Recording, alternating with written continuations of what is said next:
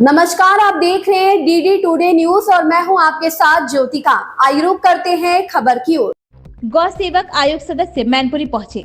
गौरक्षा को लेकर प्रशासनिक अधिकारियों के साथ की बैठक। उत्तर प्रदेश सरकार द्वारा गौवंशियों की सुरक्षा और उनके संरक्षण को लेकर किए जा रहे प्रयासों के तहत गौ सेवक आयोग के सदस्य रमाकांत उपाध्याय आज मैनपुरी पहुंचे। उन्होंने कलेक्ट्रेट सभागार में प्रशासनिक अधिकारियों के साथ बैठक कर गौवंशियों की देखभाल और उनकी सुरक्षा के लिए निर्देश दिए। गौ सेवक आयोग के सदस्य रमाकांत उपाध्याय ने गौशालों की स्थिति पर चर्चा की और अधिकारियों को हिदायत दी कि गौवंशियों की देखभाल में किसी भी तरह की लापरवाही बर्दाश्त नहीं की जाएगी। हालांकि वास्तविकता इसके विपरीत नजर आती है। मैनपुरी की गौशालाओं की हालत बेहद खराब है। सूत्रों से मिली जानकारी के अनुसार गौशाला में मृत गौवंशियों के शव तक दफनाने की कोशिश नहीं की जाती, जिससे वे सड़ते रहते हैं। तस्वीरों में कौवे मृत गौवंशियों के शवों को नोचते हुए दिखाई दिए हैं। गौ सेवक आयोग के सदस्य रमाकांत उपाध्याय ने गौरक्षा के लिए चल रहे अभियानों पर जोर दिया, लेकिन प्रेस वार्ता के दौरान जब पत्रकारों ने उनसे सवाल पूछे तो वे स्पष्ट जवाब देने से बचते नजर आए। उनका कहना था कि जांच की जाएगी और दोषियों पर कार्रवाई होगी। गौशालाओं में व्यवस्था सुधारने के लिए निर्देश दिए गए हैं। लापरवाही बरतने पर कार्रवाई की जाएगी। गौरक्षा को लेकर सरकार गंभीर है, लेकिन मैनपुरी की स्थिति इससे अलग तस्वीर पेश करती है। सवाल यह है कि क्या प्रशासन और संबंधित अधिकारी मुख्यमंत्री योगी आदित्यनाथ के सपनों को साकार करने में सक्षम होंगे? जवाब प्रशासनिक कार्रवाई और सुधार पर निर्भर करेगा। मैनपुरी से अमरजीत सिंह की रिपोर्ट। कमियां पाई गई, क्या कहेंगे? देखिए, जो काम है गाय का बहुत पूजनीय काम है और सब लोग जानते हैं कि ये श्रद्धा का काम है। श्रद्धावान लोग काम करें, और कुछ लोग समझते नहीं है, तो हमने उसका महत्व भी बताया है, शास्त्रों का महत्व भी बताया, विज्ञान का महत्व भी बताया है। ये सारी चीज़ों को लेकर हम लोग काम करेंगे, विज्ञान भी और शास्त्र भी। तो हमने शास्त्रों का विषय भी बताया है, विज्ञान का भी विषय बताया है, दोनों विषय को लेकर सबको समझाया है। सारे लोग संतुष्ट हुए हैं, सबने सहमति दी है कि हम आगे आने वाला जो समय है, हमारे मैनपुरी जिला एक सर्वश्रेष्ठ जिला बने।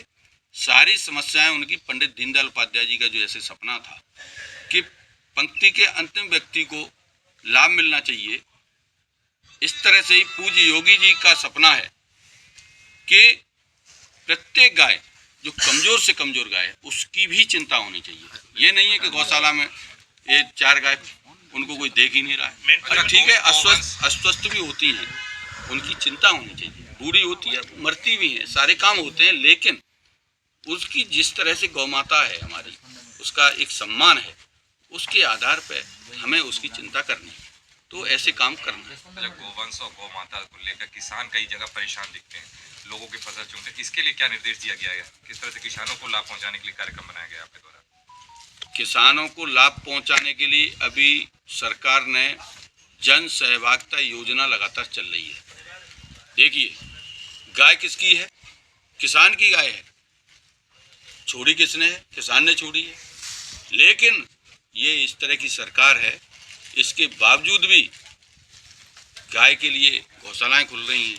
उनके लिए आप जहाँ जगह देते हैं वहाँ गौशाला खुल जाती है, उसके लिए पैसा आने लगता है, उसकी सेवा होनी चाहिए, तो सारे लोग करें। लेकिन उसमें से भी कुछ जो है इस तरह के लोग हैं, वो चाहे कोई भी हो सकते हैं, आप लोग भी देखते होंगे कि उस गाय के पैसे को लगाना नहीं चाहते, तो गाय को सुखी नहीं रखना चाहते, क्योंकि उनके अलग टाइप के विचार हैं, और इस तरह के विचार होंगे तो गाय के प्रति उनकी श्रद्धा ही नहीं है।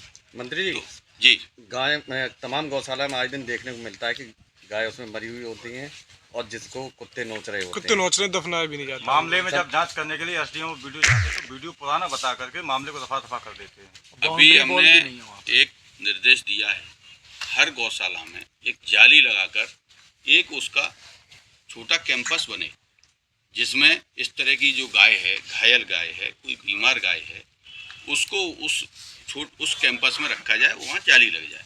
इससे क्या है कि उसमें कुत्ते नहीं जाएंगे, कोई इस तरह के कौवे नहीं जाएंगे, उसको बंद कर दिया जाए, तो ये गौशालाओं में ये व्यवस्था होंगी। गौशालाओं में सर देखा गया है कि गौशाला मतलब गौवंश के मरने से पहले ही उनकी कब्र खोद के तैयार रखते हैं, इसको लेकर क्या कहेंगे सर?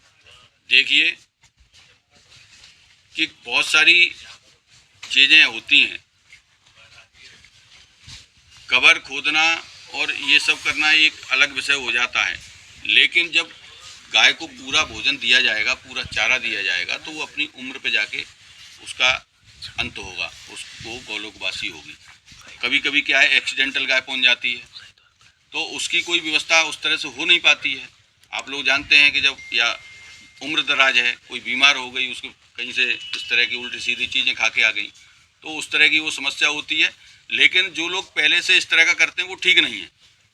उनको भाई जब गाय मृत हो तो उसका संस्कार हो, उसका जिस तरह से गौ माता का शास्त्रों में दिया गया है गौ माता का संस्कार होना चाहिए, उसमें ये लोग कुछ लोग गड़बड़ करते हैं, हम भी जानते हैं, लेकिन वो भी अब ठीक हो जाएंगे क्योंकि सारा प्रशासन आज से सारी चीज़ों को चुस्त दुरुस्त करेगा और आपको निश्चित रूप से परिवर्तन दिखाई पड़ेगा। और आगे आप लोगों के सहयोग की भी ज़रूरत है। वो कैसे है? पत्रकारों के द्वारा इस खबर में बस इतना ही। बने रहिए DD टुडे न्यूज के साथ।